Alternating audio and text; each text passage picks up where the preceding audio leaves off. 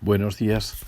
Ayer estuvimos reflexionando en la iglesia acerca de cómo superar la depresión y la ansiedad, y solamente quiero recordar un poquito una de las definiciones que hacíamos tanto de la depresión como la ansiedad. La depresión generalmente proviene de nuestro pasado pendiente, el que todavía nos afecta, heridas que hemos sufrido, desprecios, maltrato, abusos, baja autoestima por cosas que nos han dicho, palabras que nos han hecho daño, situaciones que nos han herido, incluso por nuestro pecado o por decisiones equivocadas que generan en nosotros culpa y cargas.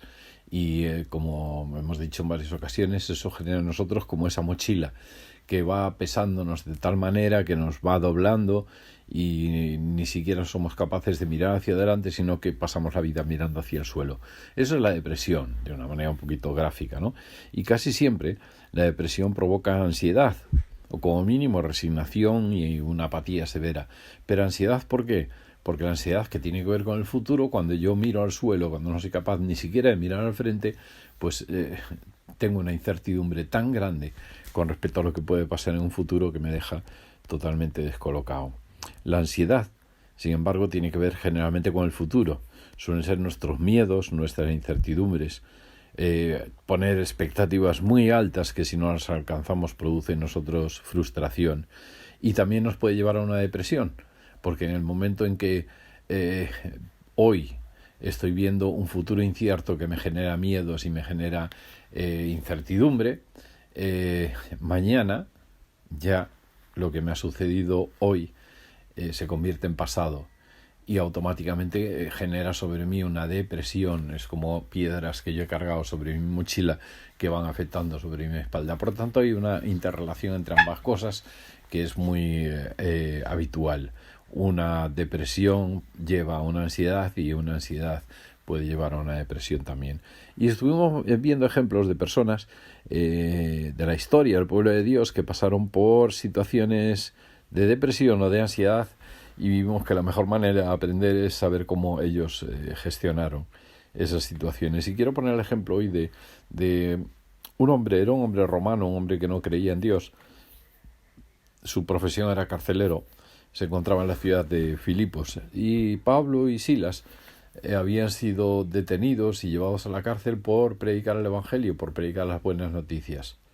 Y ellos en la cárcel, en lugar de lamentarse y quejarse, como nosotros haríamos, en lugar de entrar en depresión o incluso en ansiedad por miedo al castigo peor que podría venirles, pues ellos se dedicaron a orar y a adorar a Dios.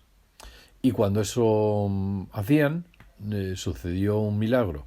Hubo un terremoto, las puertas se abrieron, todas las cadenas se soltaron y Dios trajo un milagro precisamente de liberación basado en la adoración y basado en la oración de Pablo y de Silas, que, como acabo de decir, en lugar de quejarse se enfocaron en Dios.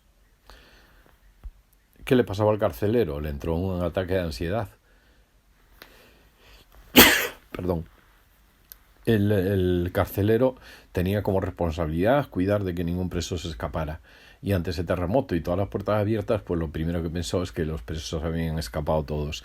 Sin embargo, Pablo y Silas, cuando le vieron tan ansioso con ese ataque de ansiedad, lo que le dijeron: tranquilo, no te preocupes, todos están aquí. Y los presos no habían huido, sino que al contrario, se habían acercado a Pablo y a Silas porque vieron en ellos personas con propósito, personas con confianza en Dios, por lo que ellos mismos testificaban, y que le daban tranquilidad. Y entonces el carcelero, cuando ya Pablo y Silas consiguieron calmarle, les preguntó: ¿y qué tengo que hacer? Pero le preguntó: ¿qué tengo que hacer para ser salvo? Porque él había estado escuchando las canciones que ellos cantaban, sus oraciones durante toda la noche y su actitud. La ansiedad provocó miedo a la muerte, que era el castigo que podía recibir el centurión por si se le escapaba algún preso.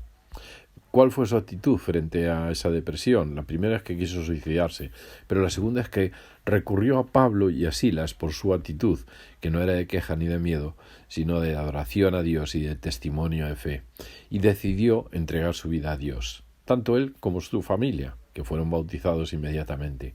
Curó las heridas de Pablo y de Silas y buscó un nuevo enfoque y un nuevo propósito para su vida. ¿Cuántas veces nosotros nos encontramos con situaciones que sobrevienen de una forma inesperada?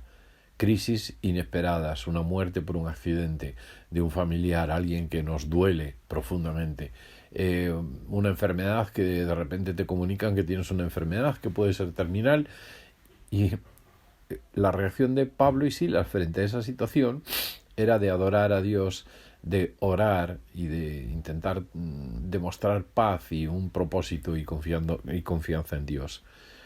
El carcelero sintió lo contrario, tuvo una crisis de ansiedad muy lógica, pero su primera reacción fue intentar suicidarse, quitarse de en medio, pero él después buscó el testimonio de dos personas, Pablo y Silas, que superaban cualquier situación con un enfoque en Dios, con una actitud de adoración y de oración.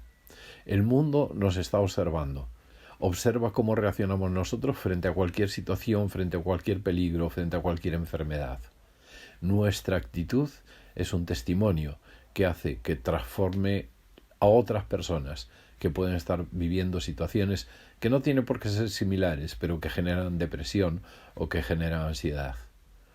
Es una manera de demostrar al mundo de que las buenas noticias transforman, de que el Evangelio transforma a las personas. Y quiero dejaros un texto. 1 Pedro 5:7 dice: poned todas vuestras preocupaciones y ansiedades en las manos de Dios, porque Él cuida de nosotros. Qué bueno, qué fuerte, ¿no? Saber que Dios cuida de nosotros en cualquier situación. Por tanto, cuando estemos ansiosos, cuando tengamos depresión, pongamos todas nuestras preocupaciones y pongamos todas nuestras ansiedades en las manos de Dios, porque Él cuida de nosotros. Recurramos a Él en primer lugar antes de buscar otro tipo de soluciones, que las demás vendrán solas. Que tengamos un buen y un bendecido día.